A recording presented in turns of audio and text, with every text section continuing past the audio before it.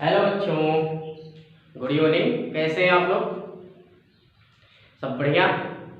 चलिए देखते हैं आज लेक्चर नंबर 2 कक्षा 12 के भौतिक विज्ञान इलेक्ट्रोस्टैटिक का। कल हम लोग पढ़े थे विद्युत आवेश के बारे में, बहुत बेसिक के कॉन्सेप्ट के रूप में पढ़े थे। तो प्यारे बच्चों, अगर आप लोग को अच्छा लगा, वीडियो समझ में आया, तो नोट्स बनाइए और कमेंट करिए, शेयर करिए, ताकि सब लोग के पास यह वीडियो पहुंच सके और सब लोग का फायदा हो। और मन से पढ़िए बच्चों, लापरवाही मत करिए इस लॉकडाउन में, ठीक है? तो चलते हैं आगे। तो इलेक्ट्रोस्टैटिक का लेक्चर नंबर 2, आज एक नया topic, very very important. Heading का नाम बच्चों आवेश की संकल्पना।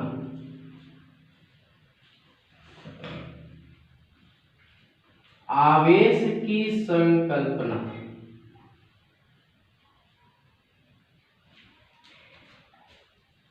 चलिए प्यारे बच्चों, देखते हैं आवेश की संकल्पना मतलब आवेश की संकल्पना किसके आधार पर की गई, किसके आधार पर इनको लिया गया।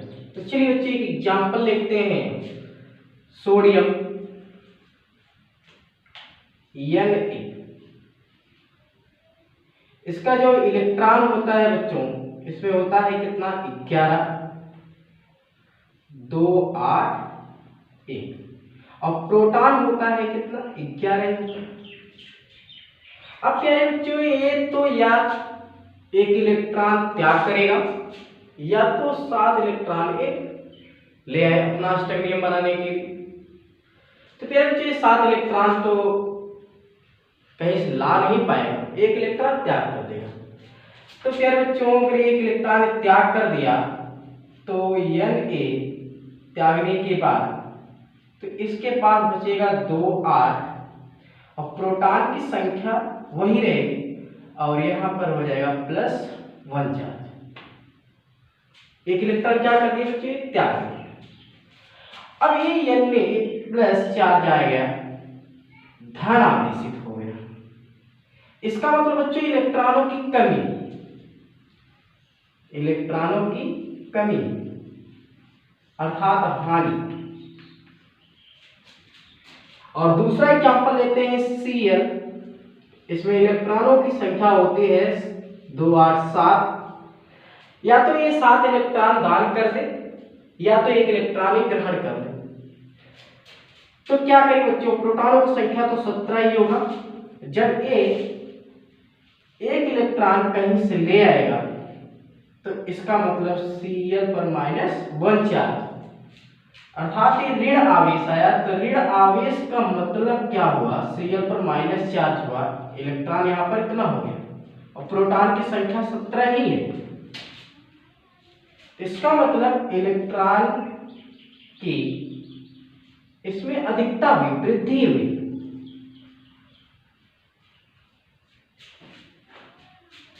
देखिए बच्चों, प्रोटॉनों की संख्या में कोई प्रभाव नहीं पड़ रहा, केवल इलेक्ट्रॉन का स्थानांतरण हो रहा है। सोडियम Na के पास यहाँ पर वाह्य कोश में एक इलेक्ट्रॉन बच रहा था, ये क्या किया, त्याग कर दिया। इसका मतलब इसमें इलेक्ट्रॉनों की क्या होगी बच्चों, कमी हो गई। भाई त्यागेगा तो सीधी सी बात इलेक्ट्रॉनों की कमी होगी।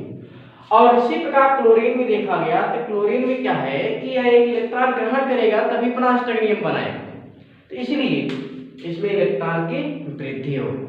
तो प्यारे बच्चों, यहां से इस पूरे से निष्कर्ष क्या निकलता है कि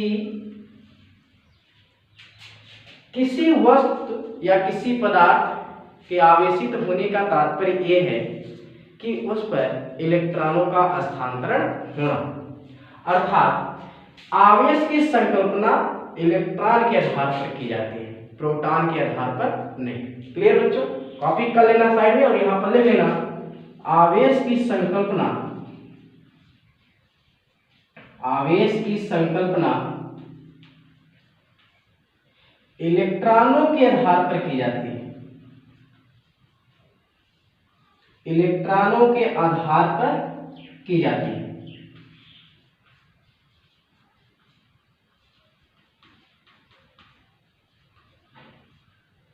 प्रोटॉन के आधार पर नहीं।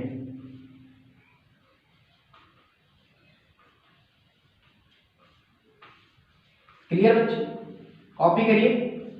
तो यहां से जानकारी हमको मिलता है, यहां पर देख रहे हो इलेक्ट्रॉनों का हस्तांतरण हो रहा है। इसमें एक इलेक्ट्रॉन की क्या हो गई, कमी हो गई, और इसमें एक इलेक्ट्रॉन की वृद्धि हो गई, जबकि प्रोटॉनों की संख्या में कोई प्रभाव नहीं पड़ रहा। तो इसलिए बच्चों आवेश का जो संकल्पना है वो हम जो है इलेक्ट्रॉनों के आधार पर कर सकते हैं, प्रोटॉन के आधार पर नहीं। और इसका कारण बताते हैं हम आपको। चलिए बेटा, अब क्वेश्चन ही बनता है कि आवेश की संकल्पना हम प्रोटॉन के आधार पर क्यों नहीं कर सकते। आवेश की संकल्पना प्रोटॉन के आधार पर क्यों नहीं कर सकते, तो चलिए देखते हैं। आवेश की संकल्पना क्वेश्चन बना के लिखते हैं।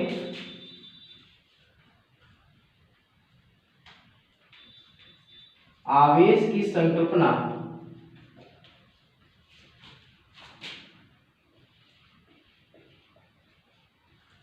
प्रोटॉन के आधार पर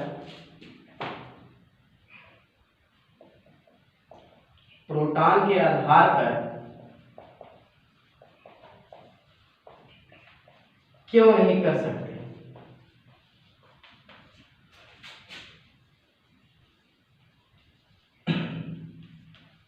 तो प्यारे बच्चों इसका आंसर होगा कि प्रोटॉन के आधार पर क्यों नहीं कर सकते।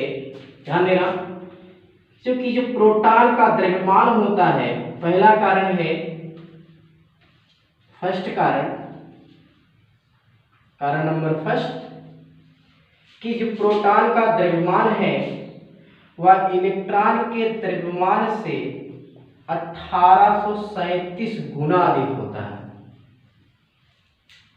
अर्थात बहुत भारी होता है। पहला कारण है, ध्यान से सुनिएगा, लिख लेना नोट्स में कि प्रोटॉन का द्रव्यमान इलेक्ट्रॉन के द्रव्यमान से 1837 गुना अधिक होता है, अर्थात प्रोटॉन बहुत भारी होता है।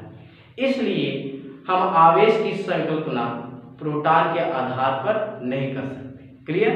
चलिए दूसरा पॉइंट, जो दूसरा कारण है क्या है बच्चों, देखते हैं कि प्रोटॉन के मध्य दुनिया का सबसे खतरनाक बल, जिसका नाम है प्रबल नाभिकीय बल, प्रबल नाभिकीय बल कार्य करता है।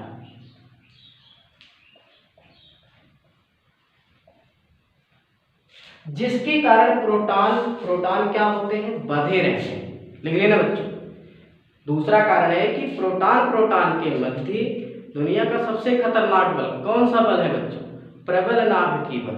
तो प्रबल नाभिकीय बल कार्य करता है जो प्रोटॉन को बंधे रखता है, अर्थात उसे नाभिक से बाहर निकल ही नहीं देता है। क्लियर?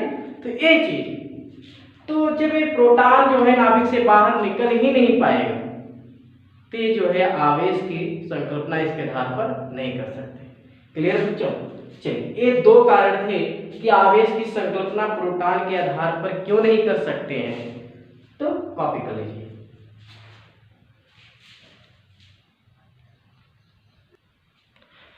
तो कॉपी कर लिए बच्चों।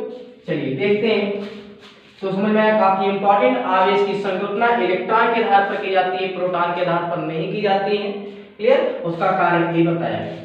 ठीक, कॉपी कर लेना बच्चों।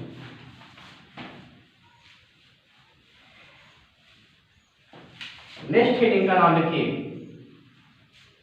आवेश के प्रकार।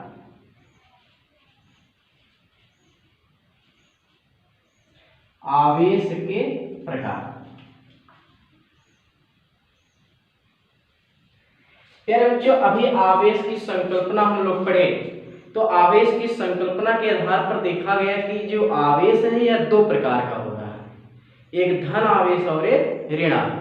धन आवेश उत्पन्न होता है इलेक्ट्रॉन की कमी से, और ऋण आवेश उत्पन्न होता है इलेक्ट्रॉन की अधिकता से। क्लियर? तो इस प्रकार आवेश दो प्रकार के होते हैं। पर थोड़ा सा और आगे इसमें पढ़ते हैं। एक वैज्ञानिक थे गिलबर्ट, तो वैज्ञानिक गिलबर्ट के अनुसार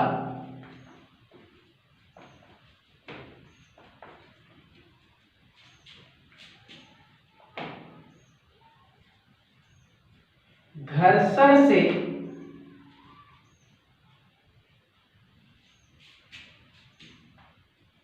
एक वस्तु पर, भाई जब वो दो वस्तुओं को आपस में रगड़ते हैं अर्थात घर्षण करते हैं, तो घर्षण से एक वस्तु पर धन आवेश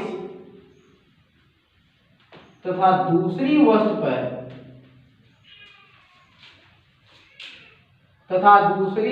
पर ऋण आवेश उत्पन्न होता है।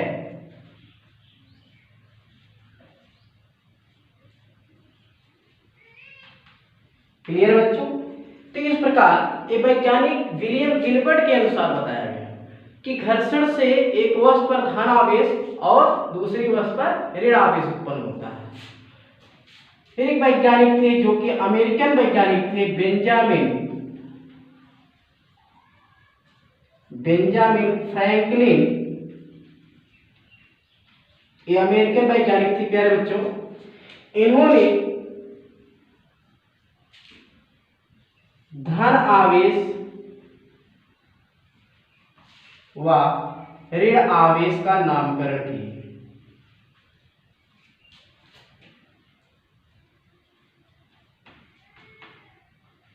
क्लियर बच्चों? तो ये था आवेश के प्रकार। तो इस प्रकार बच्चों आवेश कितने प्रकार के बने? इस प्रकार आवेश दो प्रकार के होते हैं। क्लियर? इस प्रकार आवेश दो प्रकार के होते हैं। नंबर एक धन आवेश और नंबर दो ऋण आवेश। तो प्यारे बच्चों समझ में आया? आवेश की संकल्पना के आधार पर देखा गया, वहां पर भी आवेश दो प्रकार के मिले, क्योंकि जिसकी हम यहाँ पर संकल्पना इलेक्ट्रॉन के आधार पर किए। एक इलेक्ट्रॉन की कमी हुआ तो उस पर धन आवेश आ गया, एक इलेक्ट्रॉन की अधिकता हुआ तो उस पर ऋण आवेश आ गया, Na और Cl। लेकिन वैज्ञानिक विलियम गिलबर्ट के अनुसार इन्होंने बताया कि जब दो वस्तुओं को हम आपस में रगड़ते हैं तो किसी एक वस्तु पर जो है धन आवेश और दूसरी वस्तु पर ऋण आवेश उत्पन्न हो जाता है। लेकिन इसका नामकरण वैज्ञानिक अमेरिकन वैज्ञानिक बेंजामिन फ्रैंकलिन ने धन आवेश और ऋण आवेश का नामकरण किया। क्लियर? तो ये वाला जो पार्ट है ये कंपटीशन एग्जाम में पीसीएस में पूछा गया बच्चों। याद रखना कि धन आवेश और ऋण आवेश का नामकरण किसने किया? वह है अमेरिकन वैज्ञानिक बेंजामिन फ्रैंकलिन। कॉपी कर लीजिए बच्चों। तो कॉपी हो गया। चलिए देखते हैं। अब हेडिंग डालिएगा धन आवेश, हटा देते हैं।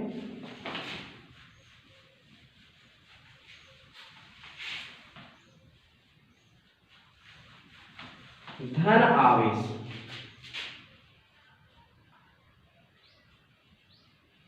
तो धन आवेश की परिभाषा क्या होगा बच्चों? किसी पदार्थ पर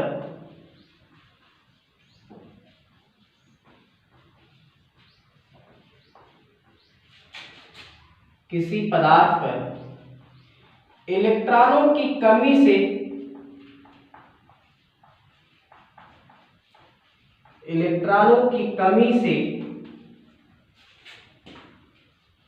उत्पन्न आवेश को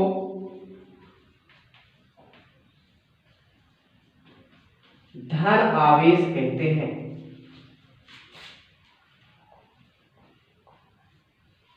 क्लियर बच्चों? किसी पदार्थ पर इलेक्ट्रॉनों की कमी से उत्पन्न आवेश को धन आवेश कहते हैं। जैसे एग्जाम्पल के तौर पर देखा जाए, जैसे जब कांच की छड़ को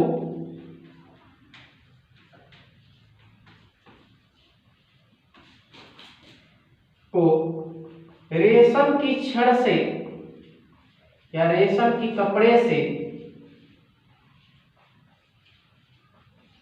रगड़ते हैं तब कांच की छड़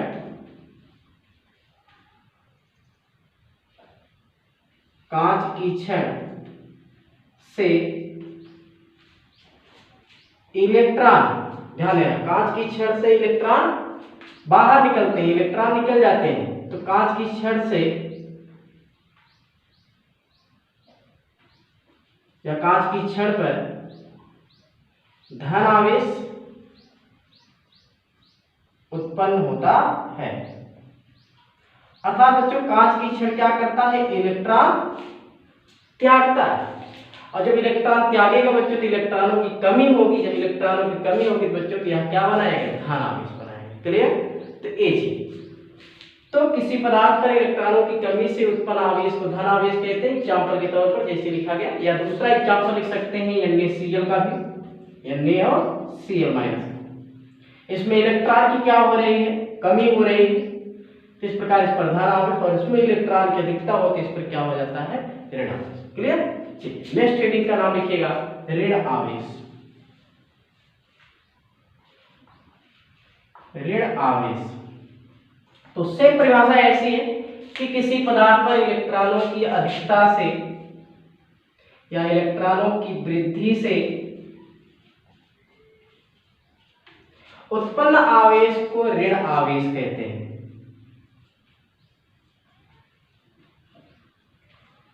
किसी पदार्थ पर इलेक्ट्रॉनों की अधिकता से उत्पन्न आवेश को ऋण आवेश कहते हैं। तो एग्जाम्पल तौर देख रहे हैं कि कांच की छड़ पर धन आवेश तथा रेशम के कपड़े पर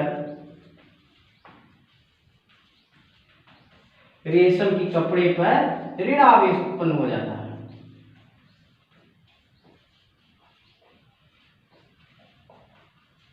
क्लियर बच्चों? तो ये धन आवेश और ऋण आवेश की परिभाषा। बट एक क्वेश्चन यहाँ पर बनता है कि जैसे मान लेते हैं कांच की छड़ है और एक रेशम की कपड़ा है, अगर इन दोनों को आपस में रगड़ रहे हैं तो हम कैसे समझेंगे कि इस कांच की छड़ पर जो है धन आवेश और रेशम की छड़ पर ऋण आवेश उत्पन्न होता है? क्वेश्चन तो बढ़िया है बच्चों, ध्यान दीजिए। इसका आंसर ये होगा, किसी भी वस्तु पर या किसी भी पदार्थ पर या कोई भी वस्तु या कोई भी पदार्थ धन आवेशित है या ऋण आवेशित है, इस चीज का पता लगाने के लिए हमें भौतिक गुणधर्मों के आधार पर ही ज्ञात कर सकते हैं। क्लियर? तो केवल और केवल भौतिक गुणधर्मों के आधार पर ही हमें जांच कर सकते हैं कि कांच की छड़ पर धन आवेश होगा और रेशम की छड़ पर ऋण आवेश। देखकर हम नहीं बता सकते कि इस पर धन आवेश है या इस पर ऋण आवेश। ऐसा तो नहीं है बच्चों कि इस पर यहाँ धन आवेश लिख दिया जाएगा, इस पर ऋण आवेश, ऐसा नहीं। ठीक है, आगे भी हम लोग प्रैक्टिकल करेंगे, एक बहुत प्रयोग सरल, तो समझेंगे और बढ़िया। तो कॉपी कर लीजिए, आगे चलते हैं।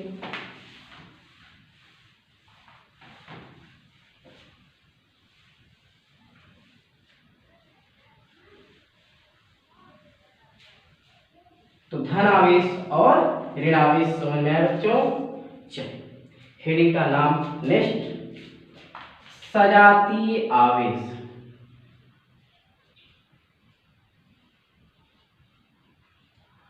सजातीय आवेश, सजातीय आवेश मतलब समान। तो प्यारे बच्चों, एक प्रयोग यहां पर किया गया।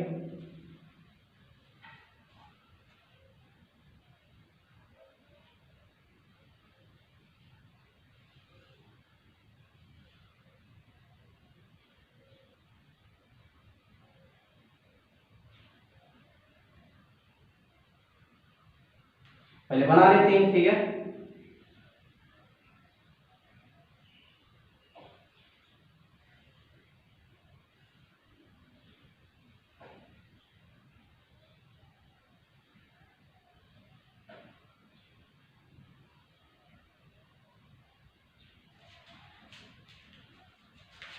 बनाइए बच्चों।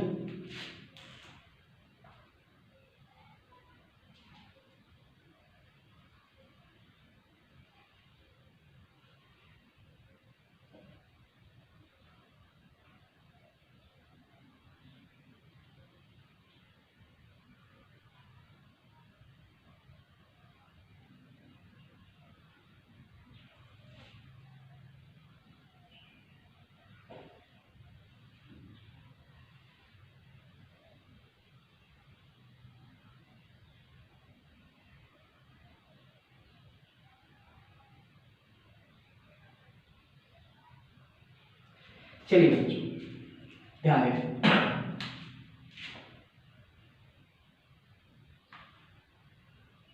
ये भी कांच की छड़ है, ये है कांच की छड़,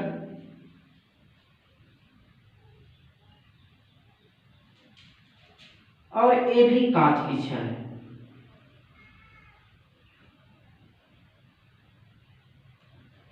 और इसको मान लेते हैं एबोनाइट की छड़, और ये भी एबोनाइट।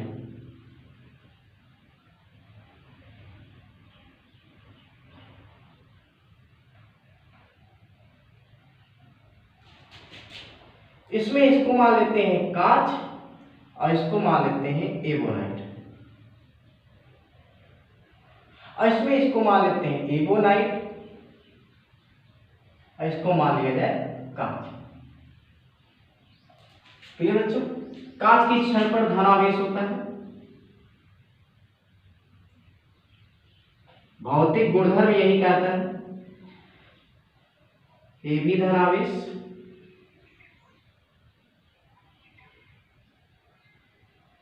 एबोनाइट की छड़ पर ऋणावेश,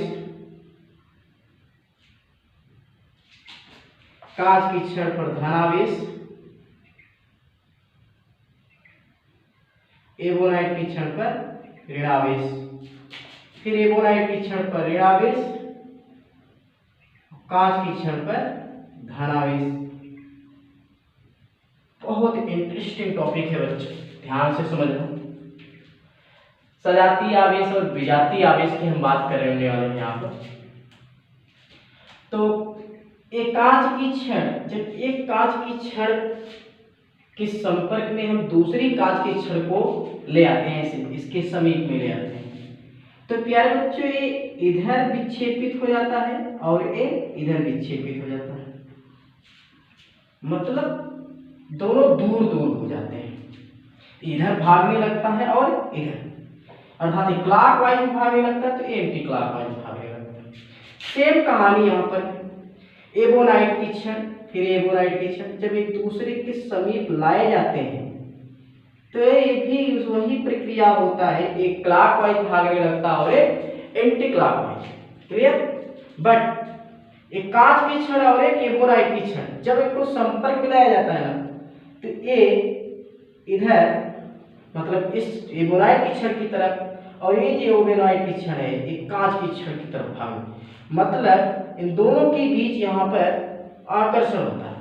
और सेम कहानी यहाँ पर भी एबोनाइट और कांच वाले में, तो इन दोनों के बीच में ऐसा इधर भागेंगे और इधर, अर्थात इधर आएगा और उधर। तो क्लियर बच्चों, इसका मतलब इनके बीच यहाँ पर प्रतिकर्षण हो रहा है। क्या हो रहा है? प्रतिकर्षण। इनके बीच यहाँ पर प्रतिकर्षण हो रहा है, बट यहाँ पर आकर्षण हो रहा है।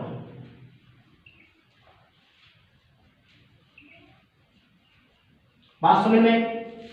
तो निष्कर्ष क्या निकलता है भाई? प्लस प्लस और माइनस माइनस, प्लस प्लस और माइनस माइनस को हम सजातीय आवेश कहेंगे, और जबकि विजातीय आवेश क्या होगा बच्चों? विजातीय आवेश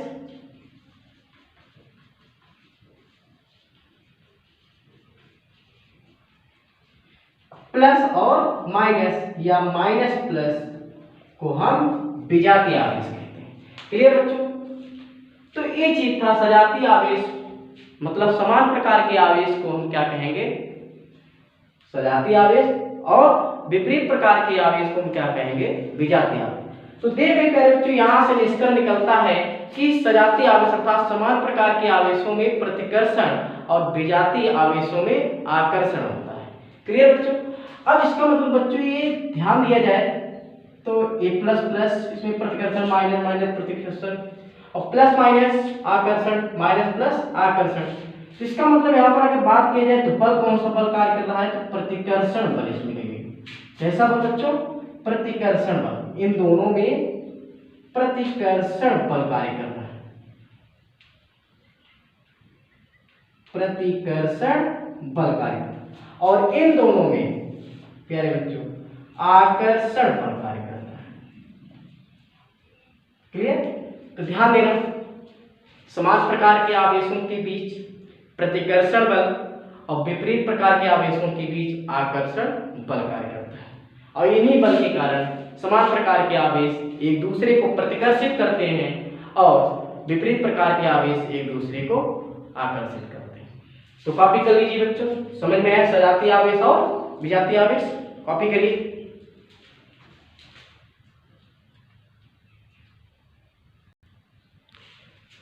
तो चलिए बच्चों देखते हैं आगे, मिला दे रहे हैं।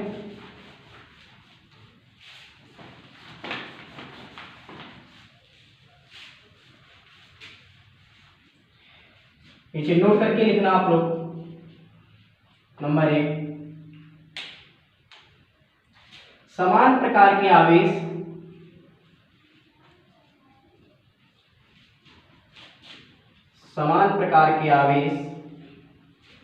अर्थात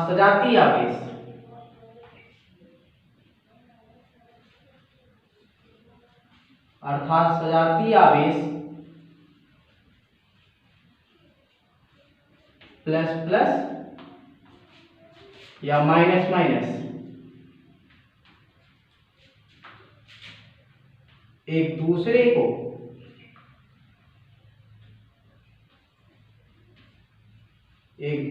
को प्रतिकर्षित करते हैं।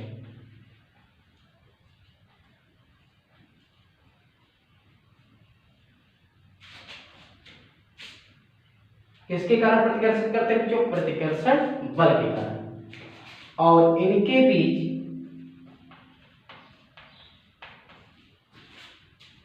लिख दे रहे हैं, और इनके बीच प्रतिकर्षण बल कार्य करते हैं।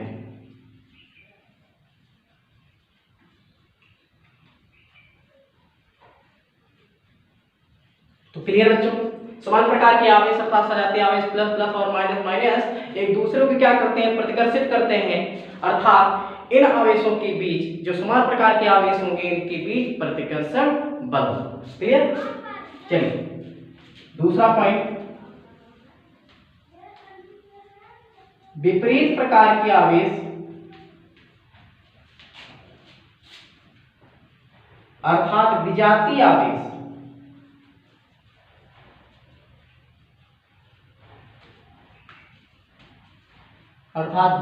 आवेश प्लस माइनस या माइनस प्लस मतलब एक ही हुआ, एक दूसरे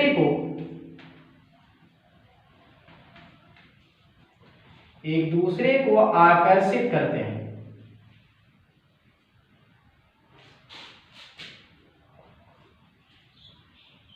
तथा इनके बीच आकर्षण बल कार्य करता है।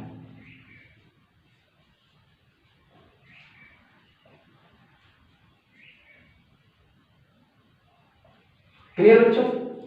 तो विजातीय विपरीत प्रकार के आवेश अर्थात विजातीय आवेश एक दूसरे को आकर्षित करते हैं, अर्थात इनके मध्य कैसा बल कार्य करेगा बच्चों? आकर्षण बल कार्य करता है। क्लियर? काफी इंपॉर्टेंट पॉइंट, कॉपी कर लीजिए। चलिए नेक्स्ट पॉइंट,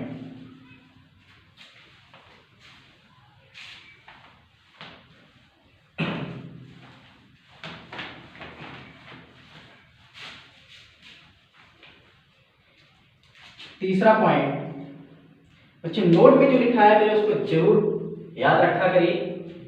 किसी वस्तु या पदार्थ, चाहे जो लिखिए, किसी वस्तु या पदार्थ के धन आवेशित होने का अर्थ यह है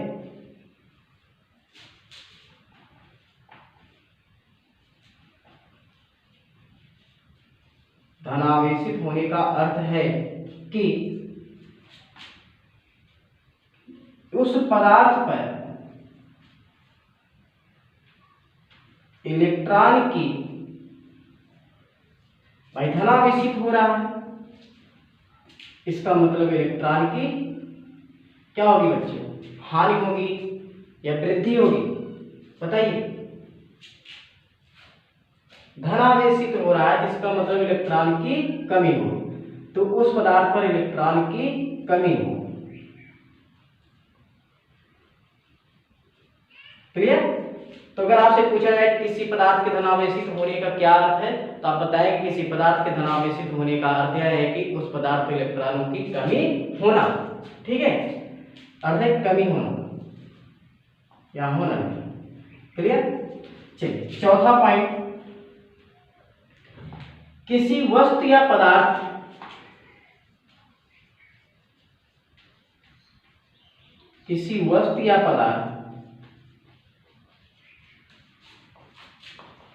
के ऋणावेशित होने का अर्थ है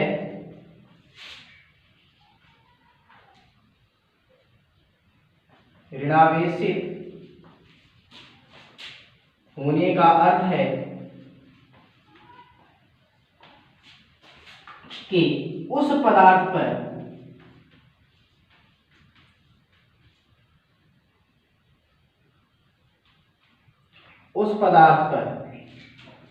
इलेक्ट्रॉन की अधिकता या इलेक्ट्रॉनों की अधिकता का मतलब बच्चों वृद्धि। क्लियर बच्चों? तो अगर इलेक्ट्रॉनों की वृद्धि हो रही है तो क्या होगा? ऋणावेशित। अगर इलेक्ट्रॉनों की कमी हो रहा है तो क्या होगा? धनावेशित। क्लियर? कॉपी कर लीजिए।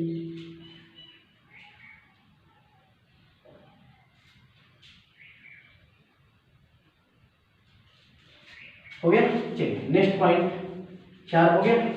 5,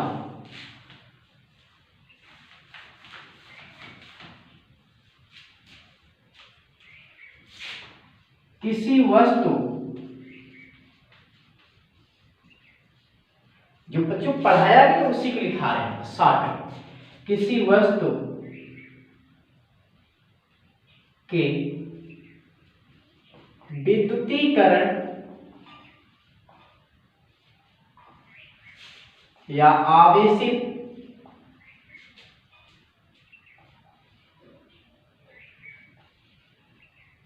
किसी वस्तु के विद्युतीकरण या आवेशित के लिए इलेक्ट्रॉन उत्तरदायित्व होता है, प्रोटॉन नहीं। क्लियर? पीछे लिखा है बट ध्यान देना, किसी वस्तु के विद्युतीकरण के लिए इलेक्ट्रॉन उत्तरदायित्व होता है, प्रोटॉन नहीं। तो प्यारे बच्चों समझ में आया? तो बढ़िया से तैयारी करिए, नोट्स जरूर बनाइए और मेहनत करिए बच्चों। अब आगे देखते हैं कि आप लोग कितना मेहनत कर रहे हैं। कमेंट जरूर किया करिए और लाइक किया करिए, और कोई नया बच्चा हो बच्चों तो सब्सक्राइब करना मत भूलिए, नहीं तो आने वाले न्यू वीडियो आपको नहीं पता चलेगा। तो इसलिए बच्चों जो नए हैं वो सब्सक्राइब कर लें और देखें, मेहनत करें। समझ में आ रहा है कि नहीं आ रहा है जरूर कमेंट करके बताइए और कैसे लग रहा है। ठीक है, नेक्स्ट पार्ट 3 में हम लोग कल पढ़ेंगे आवेश के गुण। काफी इंपॉर्टेंट टॉपिक है ये भी। ठीक है, तब तक के लिए धन्यवाद, लगे रहिए।